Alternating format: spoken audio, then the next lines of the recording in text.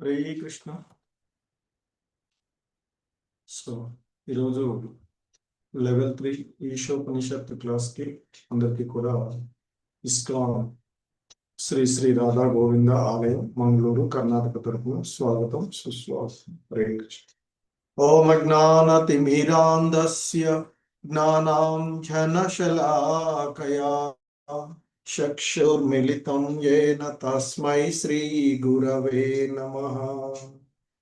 श्रीचैतन्यमनोभीष्टं स्थापितं येन भूतले स्वयं रूपः कदा मह्यं ददाति स्वापदान्तिकम्.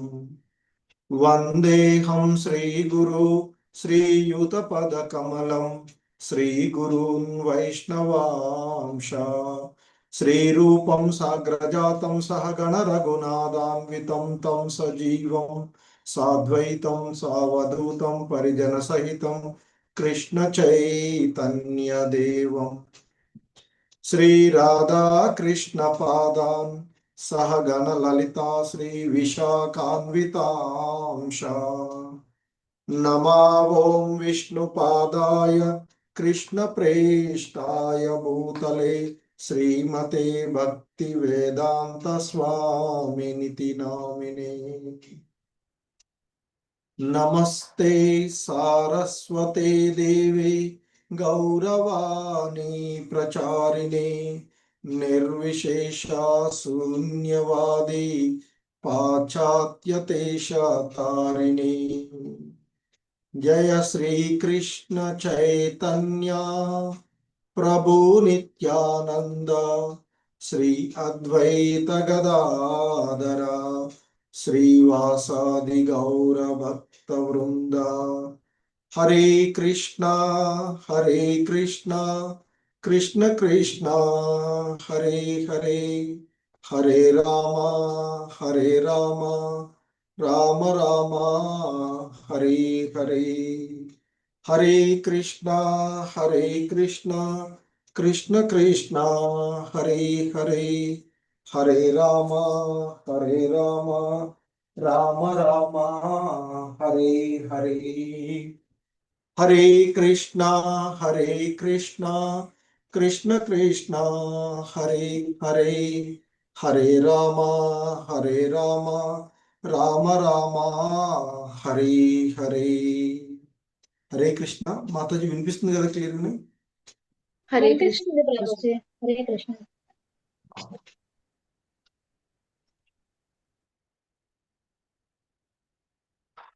దామోదర లీలచ్. హరే కృష్ణ.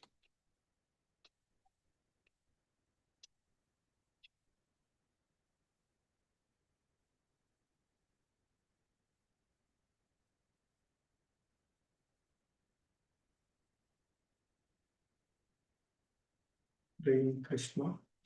కృష్ణ.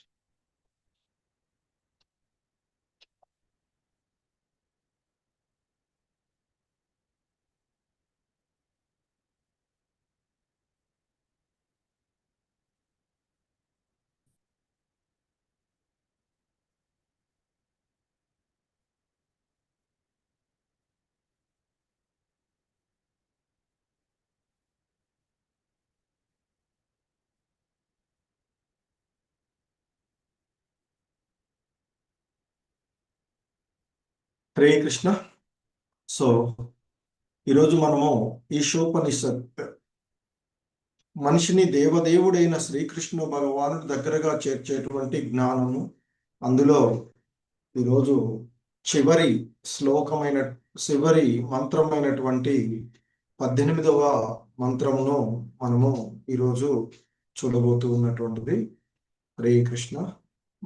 మంగళాచరణం. ఓం పూర్ణమద పూర్ణమిదం పూర్ణాత్ పూర్ణముదచ్యతే పూర్ణస్య పూర్ణమాదాయ పూర్ణమేవావశిష్యతే.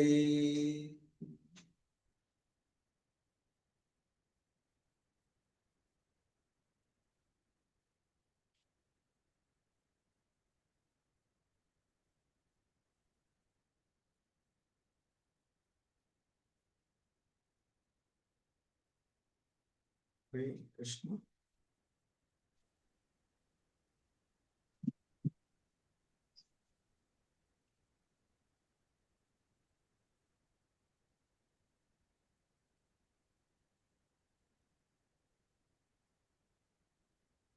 తలకావేరికి వెళ్ళాం, తలకంగి వెళ్ళాము, గంగాదేవి స్టేట్కి వెళ్ళాం. రేపు యమునాగిరి స్టేట్కి వెళ్తాను.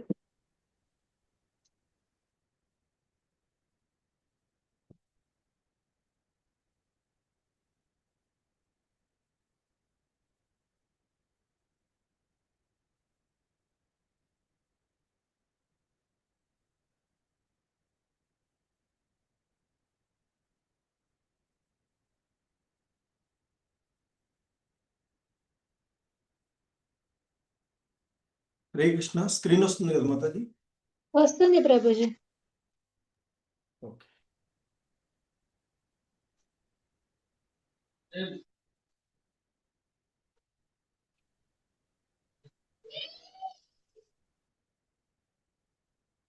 ఓకే. హరే కృష్ణ ప్రభుజీ, ప్రణామాలు. 18వ మంత్రము. హరే కృష్ణ. Please repeat. అగ్నే నయన్ నయ సుపతారాయే అస్మాన్. అగ్నే నయ సుపతారాయే అగ్నే నయ సుపతారాయే అస్మాన్. అగ్నే నయ సుపతారాయే అగ్నే నయ సుపతారాయే అస్మాన్. అగ్నే నయ సుపతారాయే అగ్నే నయ సుపతారాయే అస్మాన్. అగ్నే నయ సుపతారాయే అస్మాన్. విశ్వాని దేవ వయునాని విద్వాన్. విశ్వాని దేవ వయునాని విద్వాన్. విశ్వాని దేవ వయునాని విశ్వా విద్యాన్. విశ్వాని దేవ వయునాని విద్వాన్. విశ్వాని దేవ వయునాని విద్వాన్. విశ్వాని దేవ వయునాని విద్వాన్. వయోద్యస్మజ్ఞోపురాణమేనో. యుయోజస్మజ్జుహురాణమేనో. యుయోద్యస్మజ్జుహురాణమేనో. యుయోజస్మజ్జుహురాణమేనో. యుయోద్యస్మజ్జుహురాణమేనో.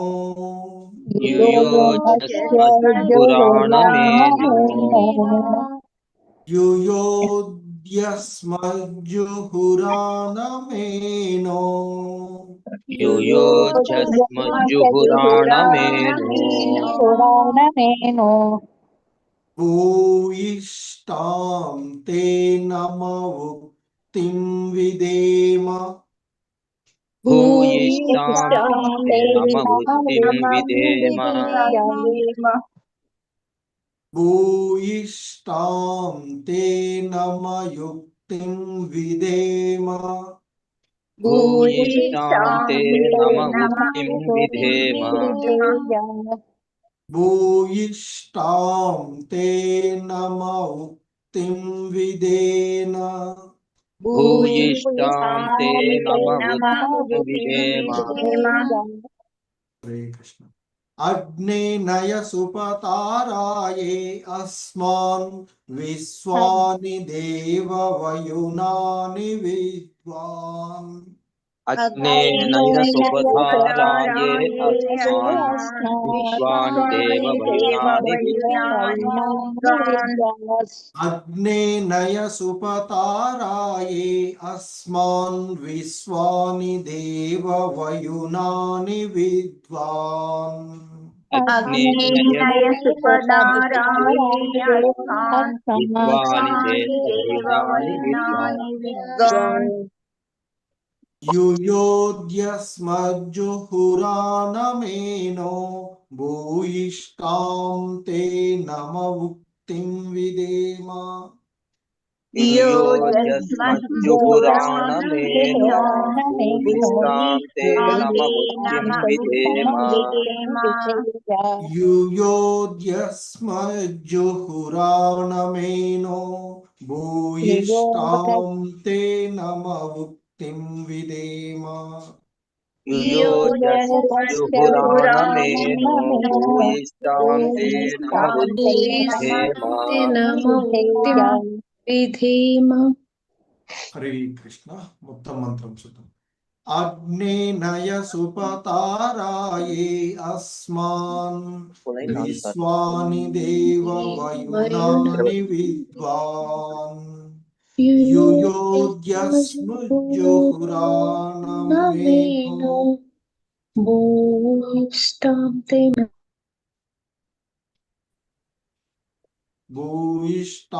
తే నమ ఉక్తిం విదేమ. అగ్నేనయ సుపథారాయే అస్మాన్ విశ్వాని దేవ వయునాని విద్వాన్ యుయోజస్మజ్జుహురాణమేనో భూయిష్టాం నమ భుక్తిం విధేమ. హరే కృష్ణ. మాతాజీ చదవండి. హరే కృష్ణ ప్రభుజీ. అగ్నేనయా సుపదరాయ అస్మాన్ విశ్వాని దేవ వయునాని విద్వాన్ యుయుధ్యస్మజ్జుహురానమేనో భూయిష్టాం తే నమ భుక్తిం విదేమ. హరే కృష్ణ ప్రభుజీ. శశికళ మాతాజీ హరే కృష్ణ. అగ్నేనయ సుపదారాయే అస్మాన్ విశ్వాని దేవా వయునాని విద్వాన్ యోజస్మజ్జుహురానమేనో భూయిష్టాం తే నమ ఉక్తిం విదేమ. ఛాయాదేవి మాతాజీ హరే కృష్ణ. హరే కృష్ణ మాతాజీ. ఆగ్నేనయ సుపథారాయే అస్మాన్ విశ్వాని దేవ వయునాని విద్వాన్ యుయోధ్యస్మజహురానమేనో భూయిష్టాం తే నమ ఉక్తిం విధేమ. హరే కృష్ణ సౌభాగ్యలక్ష్మి ప్రభుజీ. మాతాజీ హరే కృష్ణ. హరే కృష్ణ మాతాజీ. హరే కృష్ణ ప్రభుజీ. అగ్నేనయ సుపథారాయే అస్మాస్ విశ్వాని దేవ వయనాని విద్వాన్ యుయోధ్యస్మజ్జుహురానో మేనో భూయిష్టాం తే నమ ఉక్తిం విధేయ. హరే కృష్ణ ప్రభుజీ. ధన్యవాదాలు. మమతా మాతాజీ హరే కృష్ణ. హరే కృష్ణ మాతాజీ. అగ్నినయ సుపథారాయే అస్మాన్ విశ్వాని దేవ వయునాని విద్వాన్ యుయోధ్యస్మజుహురానమేనో భూయిష్టాం తే నమ ఉక్తిం విధేమ. థ్యాంక్ యూ మాతాజీ. మాధవీలత మాతాజీ హరే కృష్ణ. హరే కృష్ణ మాతాజీ. అగ్నేనయ సుపథారాయే అస్మాన్ విశ్వాని దేవ వయునాని విద్వాన్ యుయోధ్యస్మజ్జుహురానమేనో భూయిష్టాం తే నమ ఉక్తిం విధేమ. హరే కృష్ణ మాతాజీ. హరే కృష్ణ హరే మాతాజీ. కృష్ణ. ధన్యవాదాలు. సో శ్రీ ఈశోపనిషత్ 18వ మంత్రాన్ని మనము ఈరోజు చూస్తూ ఉన్నటువంటిది. పూర్వపు 17వ మంత్రంలో భగవంతుణ్ణి వేడుకుంటూ, అంటే ఈ తాత్కాలికమైనటువంటి దేహము నిక్కంగా ఒక పరాయిదే అని, మరి భౌతిక దేహం నశించిన పిమ్మట జీవుడు నశించడం కానీ అతని ఉనికిని కోల్పోవడం కానీ జరగదు అని ఆ చర్మభోక్త అయినటువంటి ఆ దేవదేవుణ్ణి కీర్తిస్తూ, నేను నీ స్మరణలో కావించినటువంటి విషయాలను గుర్తు చేసుకుని నాకు మోక్షం అంటే నీ యొక్క ధామాన్ని చేరే మార్గాన్ని నాకు చూయించు అంటూ ఆ భక్తి యోగ విధానంలో కొనసాగుతూ ఉన్నటువంటి వాళ్ళు ఎన్నో చేస్తున్నారు. సో ఇంకా కొనసాగిస్తూ ఇక ముగింపుగా చెప్తూ ఉన్నటువంటి ఈ మంత్రంలో అగ్నే నయ సుపతారాయే అస్మాన్ విశ్వాని దేవ వయునాని విద్వాన్ యుయోద్యస్మజుహురాణమేనో భూయిష్టాం తే నమ ఉక్తిం విదేమ. సో ఇక్కడ అగ్నే అంటూ ఆ దేవదేవుణ్ణి కీర్తిస్తూ ఉన్నటువంటి, అగ్ని సమానుడైన ఓ దేవదేవా అంటూ ఉన్నటువంటి, నయ అంటే దయచేసి నడిపింపుము, సుపత అంటే సరి అయినటువంటి మార్గంలో. జీవుడు ఆ పరమాత్ముని వేడుకుంటూ ఉన్నటువంటి అంశం ఇక్కడ. మరి ఏంటి సరి అయిన మార్గము అంటే, రాయే అంటే నిన్ను చేరుకునేటి, సుపతా రాయే నిన్ను చేరేటువంటి సరి అయినటువంటి మార్గమును, అస్మాన్ మమ్మలను అంటే ఈ జీవులను,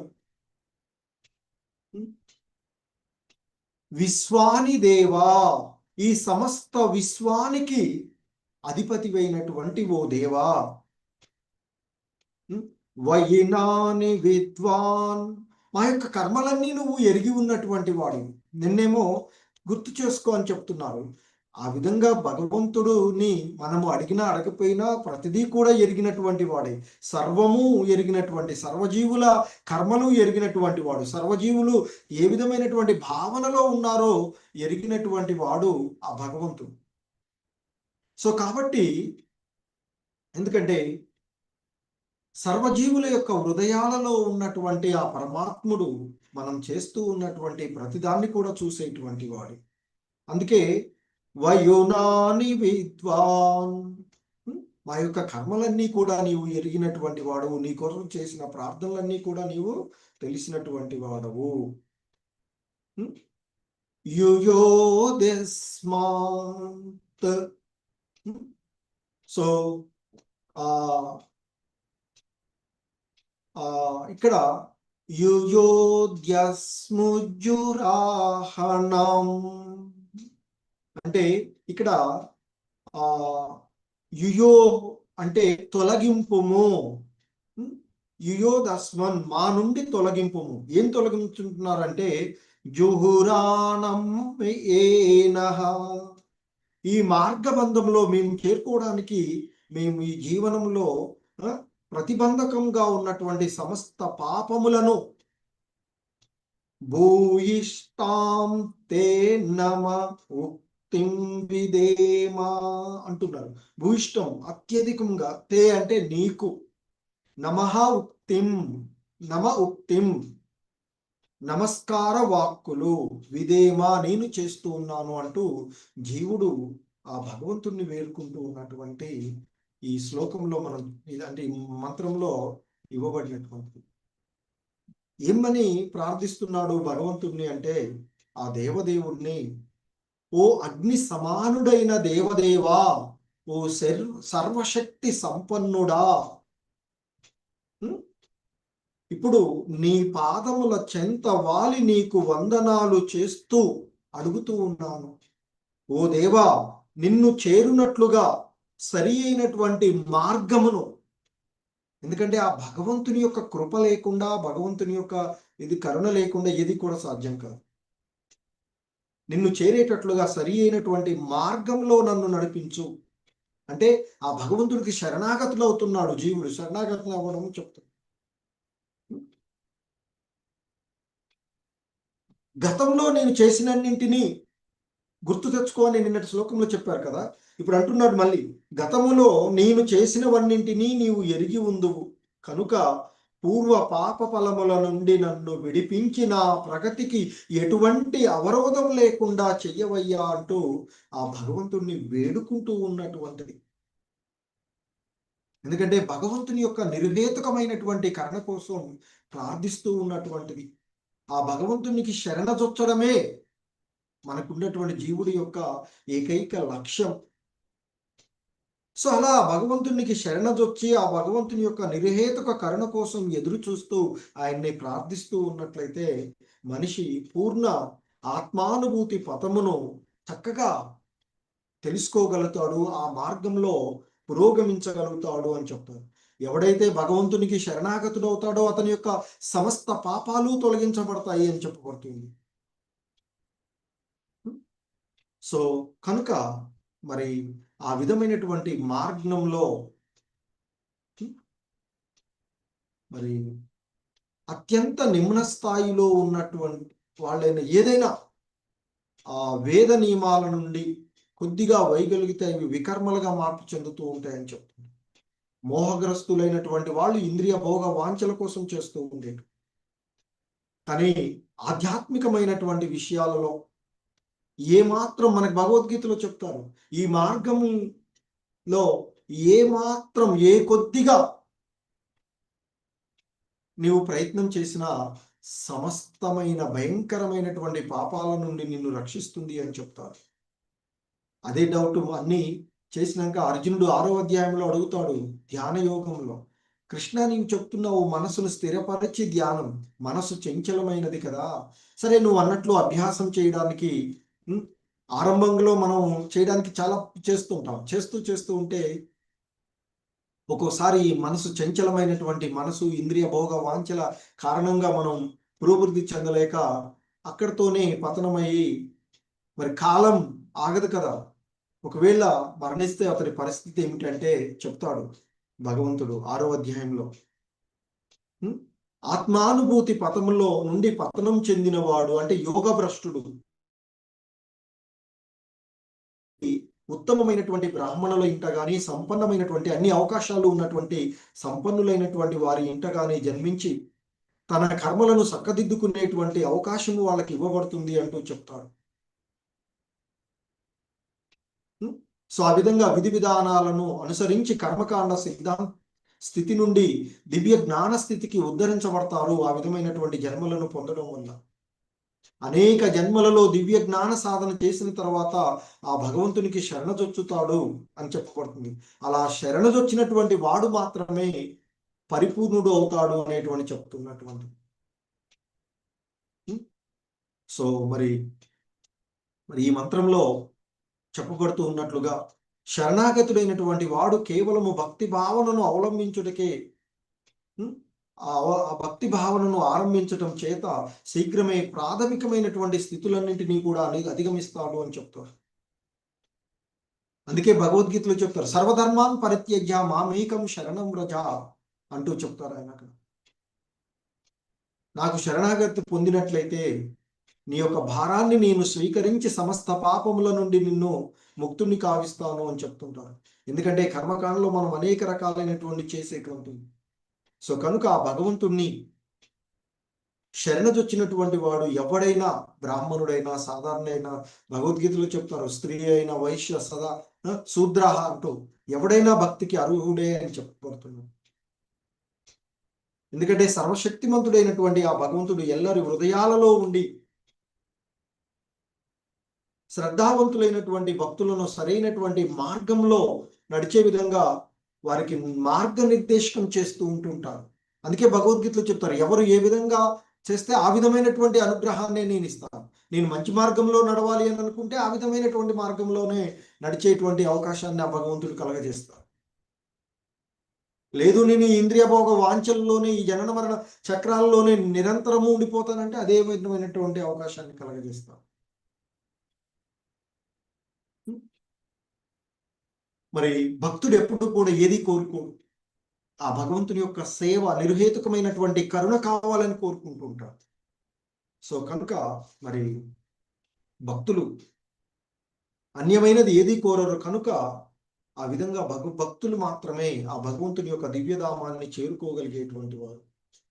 అందుకే భగవద్గీతలో చెప్తారు నా భక్తుడు బయటకు అలా కనిపించినా అతడు ఎప్పుడు కూడా తప్పుగా ఉండడు అని చెప్పబడుతూ ఉంటుంది.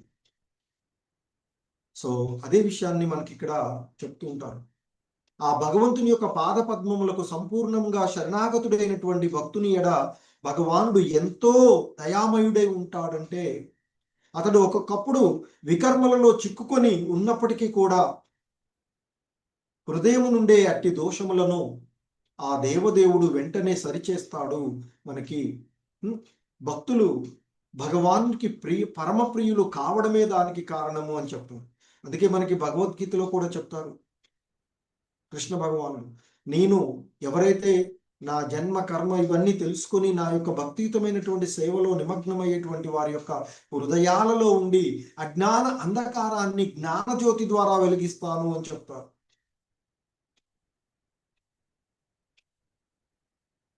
సో అందుకే ఇక్కడ జీవుడు ఆ భగవంతుణ్ణి, భక్తుడు జీవుడు ఇక్కడ భగవంతుణ్ణి హృదయం నుండే తనను సరిదిద్దుకునేటువంటి మార్గము చేయమని ఈశోపనిషత్తులో ఆ భగవంతుణ్ణి ప్రార్థిస్తూ ఉన్నటువంటిది.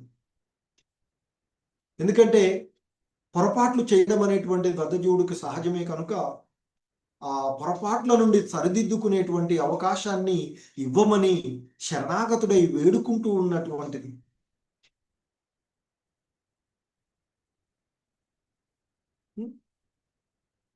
ఏదైనా ఉద్దేశపూర్వకంగా చేయనటువంటి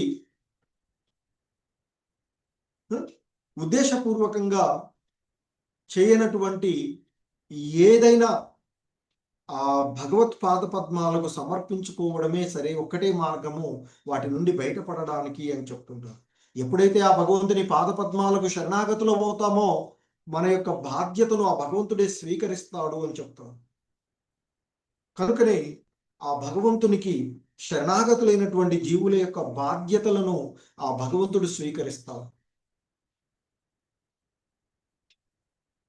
అటువంటి భక్తులకు ఆయన సరైనటువంటి మార్గనిర్దేశకం చేస్తూ ఉండేటువంటి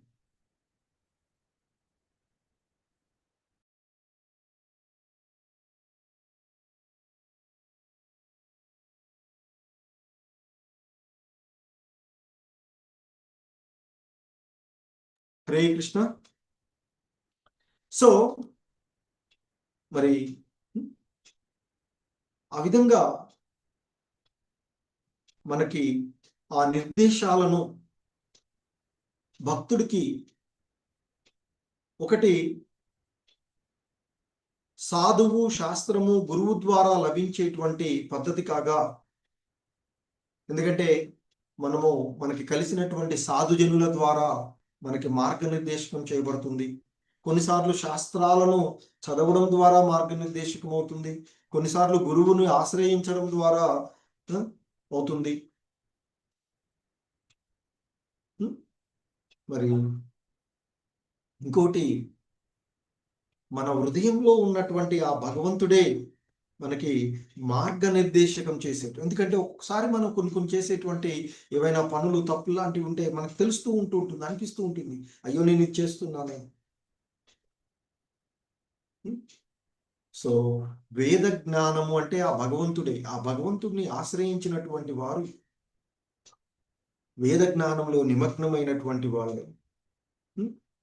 సో అటువంటి వారికి లౌకికమైనటువంటి పద్ధతులు నుండి బయటపడి ఆ భగవంతుని యొక్క కరుణ, గురువు యొక్క కరుణ ద్వారానే ఎవడైనా వేద మంత్రాలను ఎరుగగలుగుతాడు అని చెప్తారు. ఆ గురువుని ఆశ్రయించినచో భగవద్ అనుగ్రహంను పొందినట్లే అని చెప్తూ ఉంటుంటారు. భగవద్ని యొక్క అనుగ్రహం ఉంటేనే మనకు ఒక ప్రామాణికమైనటువంటి గురువు మనకు తారసపడేటువంటి అవకాశం ఉంటుంది. అందుకే, ఎందుకంటే ఈ పరిస్థితుల్లో మనం భగవంతుడిని చూడలేము, కానీ మనకి ఆ భక్తుడికి భగవానుడు గురువు రూపంలో మనకు దర్శనం ఇచ్చేటువంటి మనకి ఆధ్యాత్మిక గురువులు మనకి సాక్షాత్తు భగవంతుని యొక్క రూపంగానే మనము వారిని చూడాలి అని చెప్తూ ఉంటుంటారు. ఈ విధంగా గురువు మరియు వేద ఆదేశముల అంతరం నుండి స్వయంగా భగవానుడు అన్నీ కలిపి పూర్ణ శక్తితో భక్తునికి నిర్దేశం చేస్తూ ఉంటుంటారు అని చెప్తారు. సో ఎప్పుడైతే ఆ విధమైనటువంటి పరిపూర్ణ జ్ఞానాన్ని పొందుతాడో, ఆత్మానుభూతిని పొందుతాడో, జీవుడు మరలా మోహంలో చిక్కుకునే అవకాశమే లేదు అని చెప్తారు. సో ఆ విధంగా భగవంతుని యొక్క యశస్సును శ్రవణం చేయడము, కీర్తనం చేయడము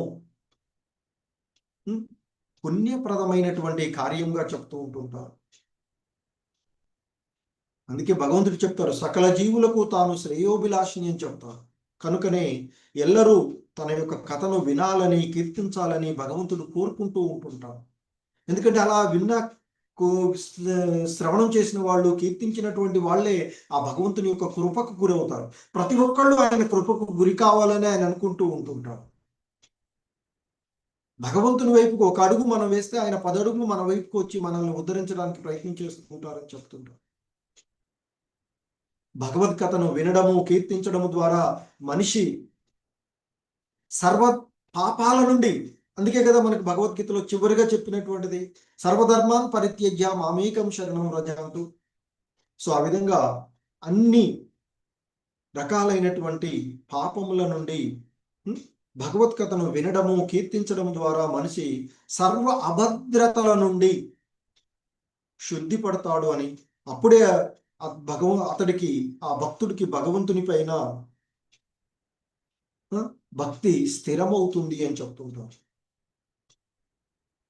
ఆ స్థితిలోనే భక్తుడు బ్రాహ్మణ యోగ్యతను పొందుతారు అని చెప్తారు. కానీ మనం ఏం చేస్తాము, మన స్థితి ఉందో లేదో తెలుసుకోకుండానే దీక్ష తీసుకోగానే 1 సంవత్సరం అయిపోగానే, లేదా 1 సంవత్సరం 2 సంవత్సరాలు కాగానే నెక్స్ట్ బ్రాహ్మణ దీక్ష. దానికి మనం సిద్ధమయ్యామా లేదా, పరిస్థితి ఎలా ఉన్నాము అనేటువంటిది కూడా ఆలోచించాలి. ఒకసారి ఇవ్వకపోతే మా టెంపుల్ వాళ్ళు ఇవ్వట్లేదు, అలాంటి భావనలో ఉండిపోతూ ఉంటుంటాం. కానీ ఇస్కాన్ మంగళూరు మనందరికీ చాలా చాలా హెల్ప్ చేసింది. చాలా అంటే ఈ మార్గంలో, అంటే హెల్ప్ అంటే ఆధ్యాత్మికంగా అభివృద్ధి చెందడానికి చాలా మందికి మన గురు మహారాజుతో దీక్షనిచ్చి అందరికీ. మీరు కొంతమంది ఆలోచించండి, ఆ అవకాశం వేరే కొన్ని చోట్ల ఉంటే అంత తొందరగా వచ్చేటువంటి అవకాశం కూడా, అది కూడా భగవంతుని యొక్క కృప ద్వారానే. సో ఇస్కాన్ మంగళూరుకి మనం ఎంత చేసినా చాలా తక్కువే అవుతూ ఉంటుంది. సో ఆ విధంగా భక్తుడు బ్రాహ్మణ స్థితిలో, అంటే ఆ గౌణ గుణం, రజో తమో గుణాలను వదిలివేసి వాటిని నశించినటువంటి స్థితిలో ఆ సత్వస్థితిలోనికి వచ్చి, ఆ సత్వస్థితి నుండి త్రిగుణాలకు అతీతుడై ఆ భగవంతుని యొక్క ధామాన్ని చేరుకోవాలి. సర్వ సంశయాలు నశించినప్పుడు అతడు విశుద్ధ భక్తుడు అవుతారు అని చెప్తారు. సో ఆ విధంగా భగవంతుణ్ణి చేరుకునేటువంటి మార్గము మనకి ఈశోపనిషత్తు బోధించినటువంటి, ఇది ఈశోపనిషత్తు మనిషిని దేవదేవుడైనటువంటి శ్రీకృష్ణుడుకు దగ్గరగా చేర్చేటువంటి జ్ఞానమైనటువంటి శ్రీ ఈశోపనిషత్తుకు ఇస్కాన్ సంస్థాపక ఆచార్యులైనటువంటి శ్రీల ప్రభుపాదుల వారి యొక్క వివరణం ద్వారా ఈ గ్రంథాన్ని మనము చూసినటువంటిది. ఎవరైనా ఎప్పుడైనా మిస్ అయి ఉన్నట్లయితే ఆల్రెడీ గ్రూప్లో పెట్టాము, ప్లేలిస్ట్ కూడా పెడతాను. కాకపోతే ఈశోపనిషత్తుది అన్ని మంత్రాలు మరొకసారి చూడండి. అలాగే క్విజులు కంప్లీట్ చేయండి. అలాగే ఈశోపనిషత్తు ఉపదేశామృతం రెండింటికి సంబంధించి ఒక ఎగ్జామ్ లాగా పేపర్ చేసి పెడతాను. ఒకసారి మనం డిస్కస్ చేద్దాము. అన్ని ఓరల్ గా కూడా కొంత అడగడానికి ప్రయత్నం చేస్తాము. చూద్దాం. హరే కృష్ణ. సో దీంతో మనము ఈశోపనిషత్తుని పూర్తి చేసుకున్నాము. హరే కృష్ణ. ధన్యవాదాలు.